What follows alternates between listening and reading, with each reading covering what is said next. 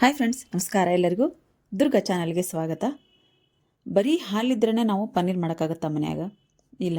ಇವತ್ತು ನಾನು ಅಂಗನವಾಡಿಯಲ್ಲಿ ಕೊಟ್ಟಿರೋಂಥ ಹಾಲಿನ ಪೌಡ್ರಿಂದ ಇವತ್ತು ನಾನು ಪನ್ನೀರನ್ನು ಮಾಡಿ ತೋರಿಸ್ತಿದ್ದೀನಿ. ಭಾಳನೇ ಚೆನ್ನಾಗಿ ಬಂದೈತಿ. ಅದೇ ಟೇಸ್ಟು, ಪನ್ನೀರಲ್ಲಿರುವಂಥ ಟೇಸ್ಟು ಮತ್ತು ನಾವು ಮನ್ಯಾಗ ನಾವು ಮಾಡ್ಕೊಂಡ್ವಿ ಅನ್ನೋದೊಂದು ಖುಷಿ ಇರ್ತೈತಿ. ಆಮೇಲೆ ಈ ಹಾಲಿನ ಪೌಡ್ರನ್ನ ಕೊಟ್ಟಿರ್ತಾರಲ್ಲ, ಅದು ಏನು ಮಾಡಬೇಕು ಅಂತೇಳಂದು ಗೊತ್ತಿಲ್ಲದೇ ಇರೋರು ಈ ರೆಸಿಪಿನ ಒಂದು ಸರ್ತಿ ನೀವು ಟ್ರೈ ಮಾಡಿ ನೋಡಿರಿ. ಹೆಂಗೆ ಮಾಡಿದೆ ಮತ್ತು ಏನೆಲ್ಲ ಇಂಗ್ರೀಡಿಯೆಂಟ್ಸ್ ತೊಗೊಂಡಿದ್ದೀನಿ ಅಂತ ಹೇಳ್ತೀನಿ. ಅದಕ್ಕೂ ಮುಂಚೆ ಯಾರೆಲ್ಲ ನನ್ನ ಚಾನಲ್ನ ಸಬ್ಸ್ಕ್ರೈಬ್ ಮಾಡ್ಕೊಂಡಿಲ್ವೋ ದಯವಿಟ್ಟು ಸಬ್ಸ್ಕ್ರೈಬ್ ಮಾಡಿಕೊಂಡು ಬೆಲ್ ಬಟನ್ ಕ್ಲಿಕ್ ಮಾಡಿರಿ. ನಾನು ಹಾಕುವಂಥ ವೀಡಿಯೋಗಳ ನೋಟಿಫಿಕೇಷನು ಆದಷ್ಟು ಬೇಗ ನಿಮ್ಗೆ ಬರುತ್ತೆ. ಮತ್ತು ವಿಡಿಯೋನ ಪೂರ್ತಿಯಾಗಿ ನೋಡಿ ಸಪೋರ್ಟ್ ಮಾಡಿರಿ ಅಂತ ರಿಕ್ವೆಸ್ಟ್ ಮಾಡ್ಕೊತೀನಿ ಫ್ರೆಂಡ್ಸ್. ನೋಡಲಿ ಎಷ್ಟು ಚೆನ್ನಾಗಿ ಬಂದೈತಿ ಪನ್ನೀರು. ನಾನು ನಿಮ್ಗೆ ಕಟ್ ಮಾಡಿ ತೋರಿಸಾಕೊಂತೀನಿ. ಎಷ್ಟು ಸಾಫ್ಟಾಗಿ ಬಂದೈತಿ ಅಂದ್ರೆ ಸೇಮ್ ನಾವು ಅಂಗಡಿ ಒಳಗೆ ತರೋವಂಥ ನಾವು ಪನ್ನೀರನ್ನೇ ನಾವು ಇಲ್ಲಿ ಮನ್ಯಾಗ ಮಾಡ್ಬೋದು. ಒಂದು ಸರ್ತಿ ಟ್ರೈ ಮಾಡಿ ನೋಡಿರಿ. ಇಲ್ಲಿ ನಾನು ಹಾಲಿನ ಪೌಡ್ರನ್ನ ಅಂದರೆ ನಮ್ಮ ತಮ್ಮನ ಮಗಳಿಗೆ ಹಾಲಿನ ಪೌಡ್ರನ್ನ ಕೊಡ್ತಿರ್ತಾರೆ. ಹಾಗಾಗಿ ಒಂದು ಅರ್ಧ ಪಾಕೆಟಲ್ಲಿ ಅವ್ರು ಇಟ್ಕೊಂಡು ಒಂದು ಅರ್ಧ ನನಗವರು ಕೊಟ್ಟು ಕಳಿಸಿದ್ರು. ಅದನ್ನು ನಾನು ಏನು ಮಾಡಬೇಕಪ್ಪ ಅಂಥೇಳಂದು ಯೋಚನೆ ಮಾಡ್ತಿದ್ದೆ. ಅದರಿಂದ ಹಾಲಿನ ಪೌಡ್ರ್ ನಾವು ಹಾಲು ಮಾಡ್ಕೊಂಡು ಕುಡಿದ್ರೂ ಅದು ಚೆನ್ನಾಗಿರಂಗಿಲ್ಲ, ಮತ್ತು ನಮ್ಗೆ ಇದಕ್ಕೆ ಚಾಕ್ ಹಾಕೋಕ್ಕೂ ನಮ್ಗೆ ಅದು ಇಷ್ಟ ಆಗಂಗಿಲ್ಲ. ಅದ್ರ ಬದಲಾಗಿ ನಾನು ಇವತ್ತು ಪನ್ನೀರನ್ನು ಮಾಡಿ ತೋರಿಸಿದ್ದೀನಿ. ಇಲ್ಲಿ ನೋಡ್ರಿ, ಇದೇ ಪೌಡ್ರ್ ನಾನು ಅಂದರೆ ಒಂದು ಡಬ್ಬದಾಗ ಹಾಕಿ ನಾನು ಇಟ್ಕೊಂಡಿನಿ. ಅದನ್ನ ಅವರು ಪ್ಯಾಕೆಟ್ ಇಟ್ಕೊಂಡ್ರು, ಅದಕ್ಕೋಸ್ಕರ ನಾನು ನಿಮಗೆ ಇಲ್ಲಿ ಪ್ಯಾಕೆಟನ್ನು ತೋರಿಸಿಲ್ಲ. ಇದು ಅಂಗನವಾಡಿಯಲ್ಲಿ ಕೊಡುವಂಥ ಹಾಲಿನ ಪೌಡ್ರು. ಇಲ್ಲಿ ನಾನು 2 ಬಟ್ಲಷ್ಟು ಹಾಲಿನ ಪೌಡ್ರನ್ನ ತೊಗೊಂಡಿದ್ದೀನಿ. ನೋಡಲಿ, ಈ ಬಟ್ಲಿಂದ ಅಂದರೆ ಯಾವ ಬಟ್ಲಿಂದ ನಾನು 2 ಬಟ್ಲಷ್ಟು ಅಂತ ಹೇಳಂದು ಇಲ್ಲಿ ಮೆಜರ್ಮೆಂಟ್ ಮಾಡಿ ತೊಗೊಂಡಿದ್ದೀನಿ. ಇದಕ್ಕೆ ನೀವು ಇಷ್ಟೇ ನೀರು ಹಾಕಬೇಕು ಅಷ್ಟೇ ನೀರು ಹಾಕಬೇಕು ಅಂತ ಏನಿಲ್ಲ. ಇದು ಹಾಲು, ನಾವು ಯಾವ ರೀತಿ ನಮಗೆ ಹಾಲು ಇರುತ್ತೋ ಆ ರೀತಿ ನಾವಿಲ್ಲಿ ನೀರು ಹಾಕ್ಕೊಂಡು ಕಲಿಸ್ಕೋಬೇಕಾಗತ್ತೆ. ನಾನು ಫಸ್ಟಿಗೆ 1 ಚಮಚನಷ್ಟು ಸಣ್ಣ ಚಮಚ ಐತೆ, ನಮ್ದು ದೊಡ್ಡದಿಲ್ಲ, ಅದರಿಂದ 1 ಚಮಚದಷ್ಟು ನೀರು ಹಾಕಿದೆ, ಅದು ಗಟ್ಟಿ ಆಯಿತು. ಮತ್ತೆ 1 ಚಮಚಷ್ಟು ಹಾಕಿದೆ, ಅದು ಇನ್ನೂ ಸ್ವಲ್ಪ ಗಟ್ಟಿ ಆಯಿತು. ಅದಕ್ಕೆ ಮತ್ತೆ ಇನ್ನೊಂದು ಅರ್ಧ ಚಮಚನಷ್ಟು ನೀರು ಹಾಕಿ ಒಂದು 2.5 ಚಮಚನಷ್ಟು ಸಣ್ಣ ಚಮಚದಿಂದ ನೀರು ಹಾಕ್ಕೊಂಡಿನಿ. ನಾನು ಅದೇನಾಗಬೇಕಂದ್ರೆ ಒಟ್ಟು ನಿಮಗೆ ಹಾಲು ನಮ್ಮ ಮನೇಲಿ ಯಾವ ರೀತಿ ಹಾಲು ತಮ್ಮಂದಾಗಿರ್ತಾವೆ ಆ ರೀತಿ ನಾವು ಹಾಲಿನ ರೀತಿ ನಾವು ತೆಳ್ಳಗಿದನ್ನ ಮಾಡ್ಕೋಬೇಕಾಗತ್ತೆ. ನಾವು ಗಟ್ಟಿಯಾಗಿ ಇತ್ತು ಅಂದ್ರೆ ಏನಾಗುತ್ತೆ, ನಮ್ಗೆ ಇದು ಒಲೆ ಮೇಲೆ ನಾವು ಕುದಿಸೋಬೇಕಾದ್ರೆ ತಳ ಹತ್ತುತ್ತೆ. ಹಾಗಾಗಿ ಒಂದು ಸ್ವಲ್ಪ ನಾವು ಹಾಲಿನ ರೀತಿನ ನಾವು ಮಾಡ್ಕೊಂಡ್ವಿ ಅಂದರೆ ನಾವೇನು ನೀರೆಲ್ಲ ತೆಗಿತೀವಿ ಅದು ಎಷ್ಟು ಹಾಲಿನ ಪೌಡ್ರ್ ನಮಗೆ ಗಟ್ಟಿಯಾಗಿ ಸಿಗಬೇಕೋ ಅಷ್ಟು ಸಿಗುತ್ತೆ ನಮಗದು.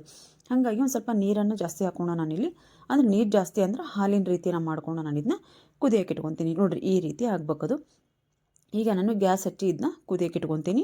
ಆಗಾಗ ಒಂದು ಸ್ವಲ್ಪ ಮಧ್ಯಕ್ಕೆ ನೀವು ಇದನ್ನ ಚಮಚದಿಂದ ನೀವು ಕೈಯಾಡಿಸ್ಕೊತ ಇರಬೇಕಾಗತ್ತೆ. ಅದೇ ನಾನು ಹೇಳಿದ್ನಲ್ಲ, ಯಾಕಂದ್ರೆ ಹಾಲಿನ ಪೌಡ್ರ್ ಆಗಿರೋದ್ರಿಂದ ನಮಗೆ ಅವಾಗ ಒಂದು ಸ್ವಲ್ಪ ಕೈಯಾಡಿಸ್ಕೊತ ಇದ್ರೆ ಒಳ್ಳೇದು. ಯಾಕಂದ್ರೆ ಕೆಳಗೆ ಒಂದು ಸ್ವಲ್ಪ ಎಲ್ಲರೂ ಗಟ್ಟಿಯಾಗಿ ಕುತ್ಕೊಂಡ್ರೆ ಅದು ಹೊತ್ತಿ ಬಿಡ್ತೈತೆ. ಅದಕ್ಕೋಸ್ಕರ ಒಂದು ಸ್ವಲ್ಪ ಕೈಯಾಡಿಸ್ಕೊತ ಇದ್ರೆ ನಮಗೆ ಚಲೋ ಆಕತಿ. ಆಮೇಲೆ ನಾವು ಹಾಲಿನ ನೀರು ಹಾಕಿ ಕೈಯಾಡಿಸ್ತೀವಲ್ಲ, ಅವಾಗಲೂ ನಾವು ಇದ್ರೊಳಗೆ ಯಾವುದೇ ರೀತಿ ಗಂಟು ಇಲ್ಲದೇ ಇರೋ ರೀತಿ ನಾವು ಇದನ್ನ ಕೈಯಾಡಿಸ್ಕೊಂಡು ಆದಮೇಲೆ ನಾವು ಸ್ಪೂನಿಂದ ಚೆನ್ನಾಗಿ ಅದನ್ನ ಕಲಸಿ ಆದಮೇಲೆ ನಾವಿಲ್ಲಿ ಗ್ಯಾಸಿನ ಮೇಲೆ ಇಟ್ಟು ಇದನ್ನ ಕುದಿಯೋಕೆ ಇಡಬೇಕು. ನೋಡ್ರಿ, ಈ ರೀತಿ ಉಕ್ಕು ಬರೋವರೆಗೂ ಮಟ ನಾನು ಇವನ್ನ ಕಾಸ್ಕೊಂಡಿನಿ. ಹಾಲು ಯಾವ ರೀತಿ ಉಕ್ಕು ಬರುತ್ತೋ ಅಲ್ಲಿ ಮಟ ನಾನು ಇದನ್ನ ಹಾಗೆ ನಾನು ಇದನ್ನ ಕಾಸ್ಕೊಂಡಿನಿ. ಈಗ ಇದಕ್ಕೆ ನಾನು 1 ಲಿಂಬೆಹಣ್ಣನ್ನು ಇಲ್ಲಿ ತೊಗೊಂಡಿನಿ. 1 ಲಿಂಬೆಹಣ್ಣು ನನಗೆ ಸಾಲಿಲ್ಲ, ಹಾಗಾಗಿ ಒಂದು ದೊಡ್ಡದು ಒಂದು ಸಣ್ಣದು 2 ಲಿಂಬೆಹಣ್ಣನ್ನು ನಾನಿಲ್ಲಿ ಹಿಂಡ್ಕೊಂಡಿನಿ. ಇದಕ್ಕೆ ನೋಡಲಿ, ಒಂದು ಬಟ್ಲಿಗೆ ಲಿಂಬೆಹಣ್ಣಿನ ರಸ ಹಿಂಡ್ಕೊಂಡು ಸಾವಕಾಶವಾಗಿ ಇದನ್ನ ಹಾಕ್ಕೊಂತ ನಾವು ಚಮಚದಿಂದ ಇದನ್ನ ತಿರುಗಿಸ್ಬೇಕಾಗತ್ತೆ. ಈ ರೀತಿ ತಿರುಗಿಸ್ಕೊಂತ ನಾನು ಪೂರ್ತಿಯಾಗಿ 2 ಲಿಂಬೆಹಣ್ಣನ್ನು ಇದಕ್ಕೆ ಹಾಕಿ ಚೆನ್ನಾಗಿ ಇದನ್ನ ಮಿಕ್ಸ್ ಮಾಡ್ಕೊಂಡಿನಿ. ಮಿಕ್ಸ್ ಮಾಡ್ಕೊಂಡು ಆದ ನಂತರ ಗ್ಯಾಸನ್ನು ಆಫ್ ಮಾಡಿ, ನಾನು ಗ್ಯಾಸ್ ಆಫ್ ಮಾಡಿ ಲಿಂಬೆಹಣ್ಣಿನ ರಸನ ಹಾಕ್ಕೊಂಡಿನಿ. ಲಿಂಬೆಹಣ್ಣಿನ ರಸ ಹಾಕ್ಕೊಂಡು ಆದಮೇಲೆ 2 ನಿಮಿಷ, 1 ನಿಮಿಷ ಅಥವಾ 2 ನಿಮಿಷ ಮತ್ತು ನಾನು ಗ್ಯಾಸ್ ಹಚ್ಚಿ ಇದನ್ನ ಕುದಿಸ್ಕೊಂಡಿನಿ. ನೋಡ್ರಿ, ಈ ರೀತಿ ನಮಗೆ ಪನ್ನೀರು ರೆಡಿಯಾಗಿ ಬರ್ತೈತಿ. ಪೂರ್ತಿಯಾಗಿ ಹಾಲು ಒಡೆದು ಹೋಗೈತಿ. ಈಗ ನಾನು ಇದನ್ನ ಒಂದು ಬಿಳೆ ಬಟ್ಟೆಗೆ ನೋಡಲಿ ಕೆಳಗೊಂದು ಜಾಲರಿ ಇಟ್ಕೊಂಡಿನಿ, ಅದ್ರ ಕೆಳಗೆ ಒಂದು ಪಾತ್ರೆ ಇಟ್ಕೊಂಡಿನಿ. ಇದನ್ನ ನೀರು ಚೆಲ್ಲಕ್ಕೆ ಅಂತ ಹೇಳಂದು ಇದನ್ನು ನಾವೀಗ ಒಂದು ಬಟ್ಟೆ ಹಾಕಿ ಸೋಸ್ಕೋಬೇಕಾಗತ್ತೆ. ನೋಡಲಿ, ಪೂರ್ತಿಯಾಗಿ ನಾನು ಸೋಸ್ಕೊತೀನಿ. ಬಿಸಿ ಇರುತ್ತೆ, ಒಂದು ಸ್ವಲ್ಪ ಹುಷಾರಾಗಿ ಹಾಕೋರಿ.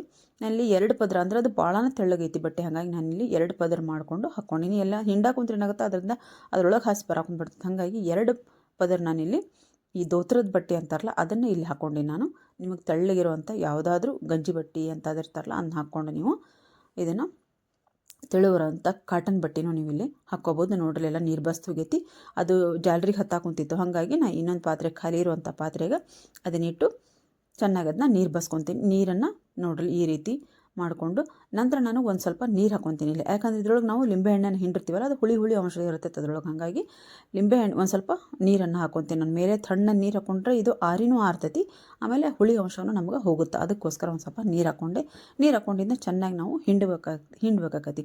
ನಾವೀಗ ಹಾಲಿಂದ ಮಾಡಿದ್ರೆ ಭಾಳನ ಟೈಮ್ ತೊಗೊತೈತೆ ನಮಗೆ ಅದು ಪನ್ನೀರ್ ಆಗಕ್ಕೆ, ರೆಡಿ ಆಗಕ್ಕೆ. ಇದು ಹಾಲಿನ ಪೌಡ್ರಿಂದ ಮಾಡ್ತೀವಲ್ಲ ನಾವು, ಭಾಳನ ಬೇಗ ನಮಗೆ ಪನ್ನೀರ್ ನಮಗೆ ಸಿಗ್ತೈತಿ. ಭಾಳ ಅಂದ್ರೆ ಒಂದು ಅರ್ಧ ಮುಕ್ಕಾಲು ಗಂಟೆ ಒಳಗೆ ನಮಗೆ ಆರಾಮಾಗಿ ನಾವು ಪನ್ನೀರನ್ನು ಮಾಡ್ಕೋಬೋದು. ಆಮೇಲೆ ನೀವು ದಿಢೀರ್ ಅಂತೇಳಂದು ಇದನ್ನ ಪನ್ನೀರ್ ಮಾಡ್ಕೋಬೋದು, ದಿಢೀರ್ ಅಂತೇಳಂದು ನೀವು ಪನ್ನೀರಲ್ಲಿ ಇರುವಂಥ ಏನಾದರೂ ರೆಸಿಪಿಯನ್ನು ನೀವು ಮಾಡ್ಕೋಬೋದು.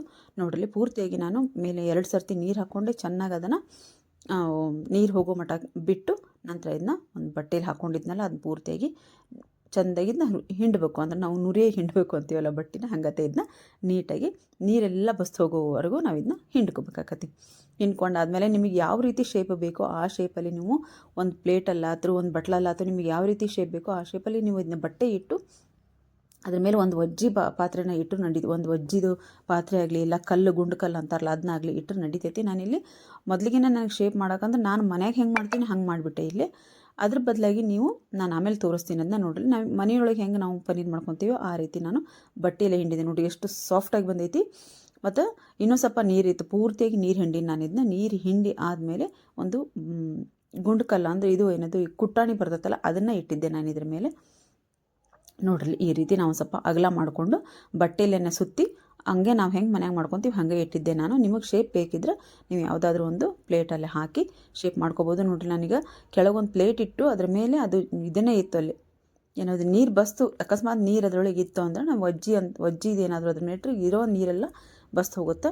ಹಾಗಾಗಿ ನಾನು ಅದ್ರ ಮೇಲೆ ಒಂದು ಕುಟಾಣಿನ ಇಟ್ಟು, ನೋಡ್ರಲ್ಲಿ ಜಾಲರಿ ಮೇಲೆ ನಾನು ಡಬ್ಬ ಹಾಕಿ ಅದನ್ನ ಕೆಳಗೊಂದು ಪ್ಲೇಟ್ ಇಟ್ಟು ಅದ್ರ ಮೇಲೆ ಅದನ್ನು ಕುಟಾಣಿ ಇಟ್ಟಿದ್ದೆ. ನೋಡ್ರಿ, ಒಂದು ಹನಿನೂ ನೀರು ನಮಗೆ ಎಲ್ಲಿ ಬಂದಿಲ್ಲ, ಯಾಕಂದ್ರೆ ಪೂರ್ತಿಯಾಗಿ ನಾನು ನೀರು ಬಸ್ತು ಕಟ್ಟಿಟ್ಕೊಂಡಿದ್ದೆ. ನೋಡ್ರಿ, ಎಷ್ಟು ಚೆನ್ನಾಗಿರುವಂಥ ನಮ್ಮ ಪನ್ನೀರ್ ಇಲ್ಲಿ ರೆಡಿ ಆಗೈತಿ. ನೀವು ಇನ್ಸ್ಟೆಂಟಾಗಿ ನೀವು ಈ ಪನ್ನೀರನ್ನು ನೀವು ಮಾಡ್ಕೋಬೋದು. ಹಂಗೆ ನೀವು ಈ ಪನ್ನೀರನ್ನ ರೆಸಿಪಿನ ನೀವು ಬೇಗನೆ ಮಾಡ್ಕೋಬೋದು. ನೋಡ್ರಿ, ಎಷ್ಟು ಗಟ್ಟಿಯಾಗಿ ಬಂದೈತಿ.